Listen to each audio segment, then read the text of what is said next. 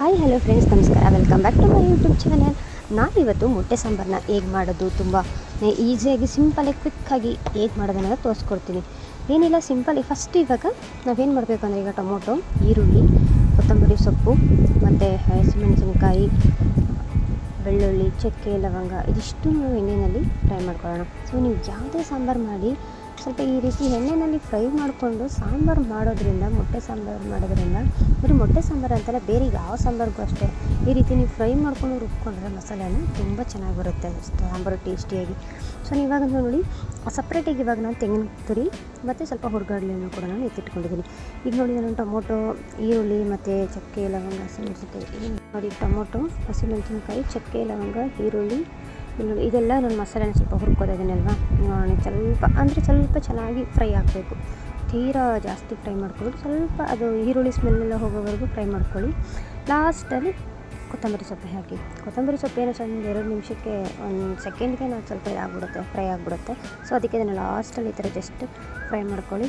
So ಈ ಥರ ಎಲ್ಲ ಮಿಕ್ಸಿಲಿ ಇದನ್ನೆಲ್ಲ ಫ್ರೈ ಮಾಡ್ಕೊಂಡ್ಮೇಲೆ ಒಂದು ಮಿಕ್ಸಿ ಜಾರ್ಗೆ ನಾವು ಏನು ಹುರ್ಗಡ್ಲೆ ಮತ್ತು ತೆಂಗಿನಕಾಯಿ ತುರಿ ಏನು ಇಟ್ಟಿದ್ವಿ ಅದನ್ನು ಕೂಡ ಜೊತೆಗೆ ಹಾಕ್ಕೊಂಡು ರುಬ್ಕೊಳ್ಳಿ. ಇದ್ರ ಜೊತೆಗೆ ನೀವು ಒಂದು ಅರ್ಧ ಟೇಬಲ್ ಸ್ಪೂನಷ್ಟು ಒಂದು ಅರಿಶಿನ ಕೂಡ ಹಾಕ್ಕೊಳ್ಳಿ. ಜೊತೆಗೆ 1 ಟೇಬಲ್ ಸ್ಪೂನಷ್ಟು ಖಾರ ಪುಡಿ ಹಾಕ್ಕೊಳ್ಳಿ. ಈ ಥರ ನಾವು ಮೆಣಸಿಗೆ ಆಲ್ರೆಡಿ ಹಾಕ್ಕೊಂಡಿದ್ದೀವಿ, ಖಾರ ಇರುತ್ತೆ. ಜೊತೆಗೆ ಒಂದು ಸ್ವಲ್ಪ ಖಾರ ಪುಡಿನ ಹಾಕ್ಕೊಂಡ್ರೆ ಟೇಸ್ಟಿಯಾಗಿರುತ್ತೆ ಸಾಂಬಾರು, ಇನ್ನೂ ಸ್ವಲ್ಪ ಚೆನ್ನಾಗಿರುತ್ತೆ. ಅದಕ್ಕೋಸ್ಕರ ನಾನು 1 ಟೇಬಲ್ ಸ್ಪೂನಷ್ಟು ಖಾರ ಪುಡಿ, ಒಂದು ಅರ್ಧ ಟೇಬಲ್ ಸ್ಪೂನಷ್ಟು ಅರಿಶಿನ ಹಾಕ್ಕೊಂಡು ಮತ್ತು ತೆಂಗಿನ ತುರಿ ಮತ್ತು ಕಡಲೆನ ಹಾಕ್ಕೊಂಡು ರುಬ್ಕೊಂಡಿದ್ದೀನಿ. ತುಂಬ ತರಿಯಾಗೂ ಬೇಡ, ತುಂಬ ನೈಸು ಬೇಡ. ಈ ಥರ ನೋಡಿ, ಈ ಥರ ರುಬ್ಬಿಟ್ಕೊಳ್ಳಿ ಮಸಾಲೆನ. ಈ ಥರ ಜಾಸ್ತಿ ನಾವು ನೈಸ್ ಮಾಡಿದ್ರೂ ಚೆನ್ನಾಗಾಗಲ್ಲ ಸಾಂಬಾರು, ತುಂಬ ತರಿಯಾಗಿರ್ಬೋದು, ಸ್ವಲ್ಪ ಮೀಡಿಯಮ್ ಮಾಡ್ಕೊಳ್ಳಿ. ಸೊ ನಾನು ಏನು ಫ್ರೈ ಮಾಡ್ಕೊಂಡಿದ್ದೆ ಅದೇ ಪಾತ್ರೆಗೆ ನಾನು ಮತ್ತೆ ಇನ್ನೊಂದು ಸ್ವಲ್ಪ ಈರುಳ್ಳಿ ಹಾಕ್ಕೊಂಡು ಮತ್ತೆ ಜಸ್ಟ್ ಫ್ರೈ ಮಾಡಿಕೊಂಡು ರುಬ್ಬಿಟ್ಟಿದ್ದೀನಲ್ಲ ಮಸಾಲೆ, ಅದನ್ನು ಕೂಡ ಹಾಕ್ಕೊಂಡು ಫ್ರೈ ಮಾಡ್ಕೊತಾ ಇದ್ದೀನಿ. ಸೊ ನಾವು ಈ ರೀತಿ ಮಾಡಿದ್ರೆ ತುಂಬಾ ಚೆನ್ನಾಗಿ ಟೇಸ್ಟಿಯಾಗಿ ಸಾಂಬಾರು ಬರುತ್ತೆ. ನೀವು ಇದನ್ನು ಅನ್ನದ ಜೊತೆ ಹಾಕ್ಕೊಂಡು ತಿನ್ಬೋದು, ಚಪಾತಿ ಜೊತೆ ಹಾಕ್ಕೊಂಡು ತಿನ್ಬೋದು, ದೋಸೆ, ಇಡ್ಲಿ ಈ ರೀತಿ ಎಲ್ಲ ಹಾಕ್ಕೊಂಡು ಚೆನ್ನಾಗಿರುತ್ತೆ ಸಾಂಬಾರು. ನಂತರ ನೋಡಿ, ನಾನು ಇವಾಗ ಇಷ್ಟು ನೀರು ಹಾಕ್ಕೊಂಡಿದ್ದೀನಿ. ನಿಮ್ಗೆ ಎಷ್ಟು ತೆಳು ಬೇಕು ಅಷ್ಟು ನೀರನ್ನ ಹಾಕ್ಕೊಳ್ಳಿ. ನಾನು ಸ್ವಲ್ಪ ಜಾಸ್ತಿ ಹಾಕ್ಕೊಂಡಿಲ್ಲ, ಎಷ್ಟು ನೋಡಿ, ಈ ಥರ ಇಷ್ಟು ಮಾತ್ರ ಹಾಕ್ಕೊಂಡಿದ್ದೀನಿ. ಜಾಸ್ತಿ ಹಾಕ್ಕೊಂಡ್ರು ಅದು ಸಾಂಬಾರು ಚೆನ್ನಾಗಾಗೋದಿಲ್ಲ. ಸೊ ನೋಡಿಕೊಂಡು ನಿಮ್ಗೆ ಹೆಂಗೆ ಬೇಕೋ ಅಷ್ಟು ಮಾತ್ರ ನೀರು ಹಾಕ್ಕೊಳ್ಳಿ.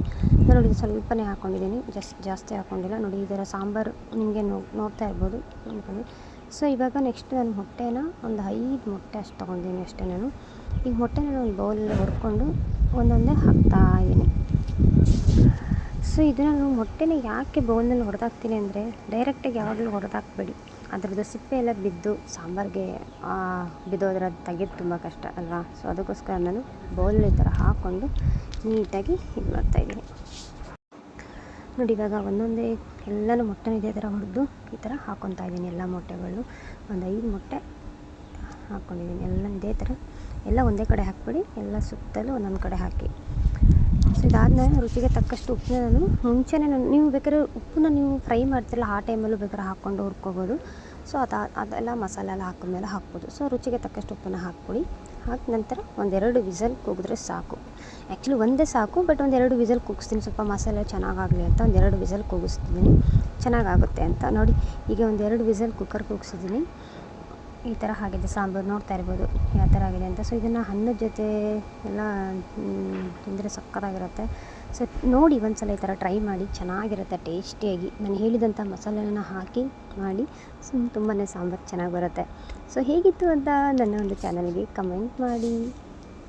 ಹಾಗೆ ಇನ್ನೂ ಹೊಸ ರೀತಿಯಾದಂಥ ನನ್ನ ರೆಸಿಪಿಗಳನ್ನ ತರ್ತೀನಿ. ಸೊ ಈ ಚಾನಲ್ ನಿಮಗೆ ಇಷ್ಟ ಆದರೆ ನನ್ನ ಒಂದು ಚಾನಲ್ಗೆ ಲೈಕ್ ಕೊಡಿ, ಹಾಗೆ ಶೇರ್ ಮಾಡಿ, ಪಕ್ಕದಲ್ಲಿರುವಂತಹ ಬೆಲ್ ಐಕನ್ನು ಕೂಡ ಕ್ಲಿಕ್ ಮಾಡಿ. Thank you.